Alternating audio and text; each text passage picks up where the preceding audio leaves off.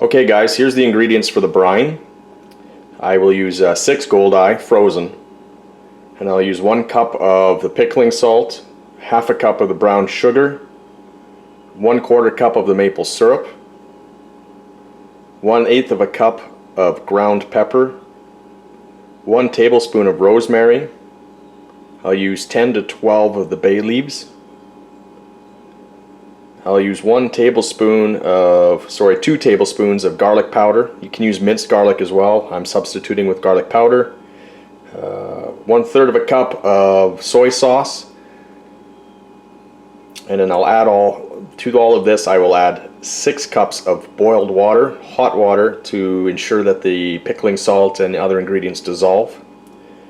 I will then add cold water to it once everything's dissolved, just to make sure that I'm not adding fish to the hot water. And I will put all this in a very large Ziploc bag that'll hold the 6 fish. And I will make sure that the cold water that I add is enough to top it up, to make sure that all the fish that are in the Ziploc bag are covered, to make sure that the marinade is surrounding all the fish. And I use a Ziploc bag because I find it's easier to rotate throughout the marinating process in the fridge. And I sit in this for, I'm going to say close to 2 days, 48 hours. I'll give you the recipe. Okay guys, now that the fish has sat in the brine for about 18 hours, I want to say. They recommend 12 to 48. I'm about 18. I've sat in the brine, and now I'm going to bring them out and dry them. It's recommended that you dry them for 1 to 2 hours in the sun, so they get the sticky, tacky texture, as you don't want to be smoking fish that's wet, as the smoke flavoring just won't take as well. So what I'm going to do is I'm going to actually put them in my Masterbuilt smoker here, but I won't have it running, just to allow them time to dry and get tacky without me running the risk of getting bugs or whatnot, any kind of debris or foreign objects for that matter, into the fish while it's drying. So I'm going to take care of that. I just thought I'd point out too here that this Cabela's portable fillet table is just awesome. I love mine. I do use it quite often, and it's handy guys. I can't recommend it enough. And then yeah, here's the smoker we'll be using, is the Masterbuilt. It's an electric digital, and I love it. I love it. It works great. Okay, so we'll get them drying and go from there.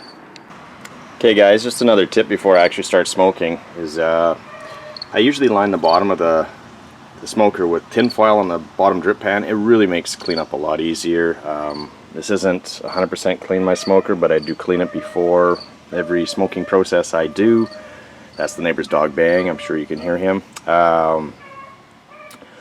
With the smoker and smoking Goldeye, a lot of people say once you use a smoker for fish, you can't use it for anything else. I would have to disagree to that. I smoke chickens, I smoke venison and pepperoni sticks and sausages, geese, ducks, all through the same smoker. The key is to clean it, especially after you've used it for fish of any kind. And then what I tend to do is I'll smoke it. I'll do 2 smoking sessions of just hickory, no meat, no products in the smoker. The hickory just really seems to get rid of whatever lasting aroma might still be there after you're cleaning. So yeah, that's a look at my interior. I will be hanging through these wood skewers. I usually lay them down, but I'm going to try doing it through a wood skewer. Okay guys, I have the 6 Goldeye hanging here. I have chosen to hang them with wooden skewers that I've pre-soaked.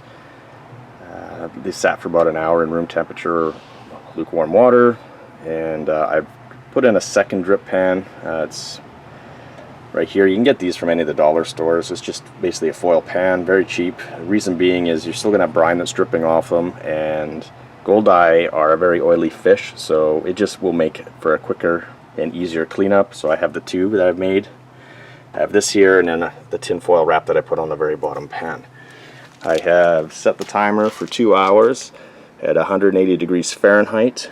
Something I get asked a lot is how do I get the thick smoke coming out of these electric smokers?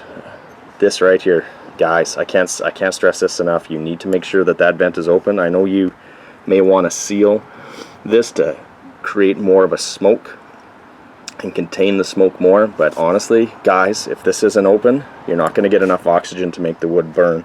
So that's something to keep in mind. I usually go about halfway.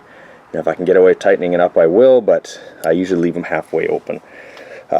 Also, for the wood, I'll be using a combination 75% apple and 75% Adler, or alder, sorry. I find this will kind of tone down and just give it a really nice flavor. So well, let's see how she goes. I'm going to smoke for about an hour in total to make sure that I get a rich smoke flavor into the fish. Okay, stay tuned.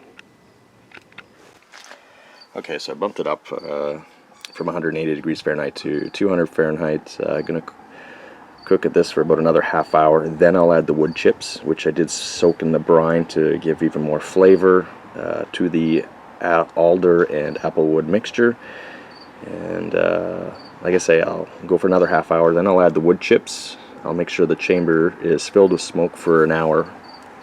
And the whole process for smoking should take about 3 to 4 hours. You just want to make sure that your fish reaches that internal temperature of 150 degrees Fahrenheit.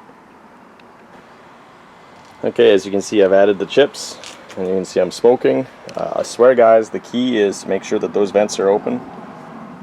Now, I'm not going to open the door once to see how my chips are, because you lose heat instantly. So what minute I see this start to The minute I see that this isn't smoking, I'll add more chips. But right now I got a good billow of smoke coming out. And again, I think the key is to keep these vents open. Okay guys, we're now at the finished stage of the smoking process. As you can see, I got the fish out. They don't come out as red as some people's do. I'm not sure why that is, but they're definitely done. We've reached the internal temperature of 150 degrees Fahrenheit. All that's left now is to separate the meat from the skin and the skeleton, which I could show you in another video if you'd like. Please comment below, like, subscribe. Have a great day.